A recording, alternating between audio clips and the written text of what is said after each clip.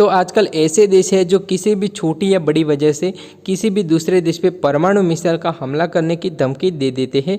तो आज के डिफेंस वीडियो में हम बात करने वाले हैं कि भारत के पास कौन से ऐसे एयर डिफेंस सिस्टम हैं जो परमाणु मिसाइल का हमला रोक सकते हैं, और वीडियो में बताने वाले हैं कि भारत के पास ये क्षमता है कि भारत की जो एयर डिफेंस सिस्टम है वो परमाणु मिसाइल का हमला रोक पाए।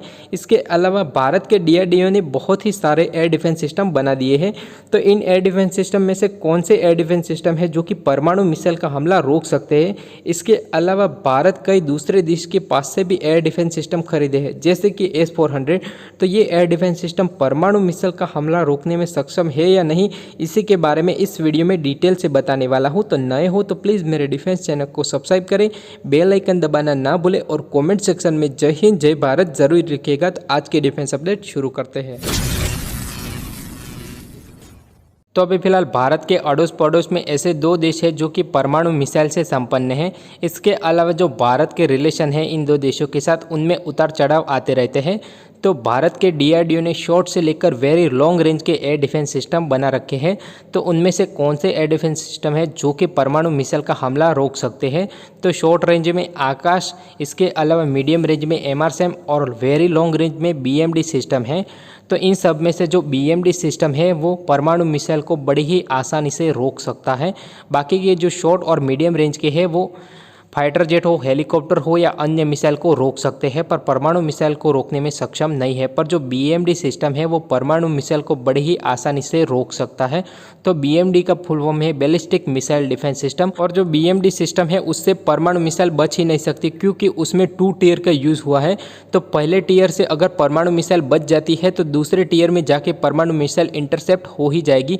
तो पहले टीयर का नाम है AAD यानी कि एडवांस एयर डिफेंस, और दूसरा है PAD यानी कि पृथ्वी एयर डिफेंस सिस्टम। यानी कि जो पृथ्वी एयर डिफेंस है वो 50 से लेकर 80 किलोमीटर यानी कि एक्सो एटमॉस्फेयर, तो परमाणु मिसाइल को वातावरण के बाहर ही रोक दिया जाएगा। अगर PAD यानी कि पृथ्वी एयर डिफेंस सिस्टम फेल हो जाता है तो परमाणु मिसाइल वातावरण के अंदर आएगी। तो जो एडवांस एयर डिफेंस सिस्टम है वो परमाणु मिसाइल को रोक देगा, यानी कि डबल सुरक्षा मिलने वाली है BMD के कारण। तो जो BMD है उसकी रेंज है 3000 किलोमीटर के आसपास। तो BMD के आने के बाद जो भारत है वो दुनिया में चौथा ऐसा देश बन जाएगा जो कि परमाणु मिसाइल से प्रूफ होगा।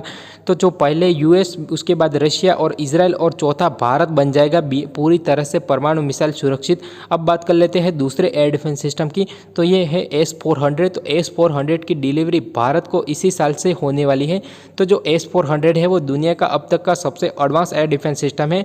अभी फिलहाल जो S-500 है वो अंडर टेस्ट ट्रायल है, और जो S-500 है उसका भी ऑफर रशिया ने भारत को कर दिया है। तो S-400 की रेंज 400 किलोमीटर, और S-400 अपने टारगेट को 600 किलोमीटर दूर से ही पकड़ लेता है। तो S-400 परमाणु missile, fighter jet, helicopter, drone हो या किसी भी एयर थ्रेट को इजीली न्यूट्रलाइज कर सकता है।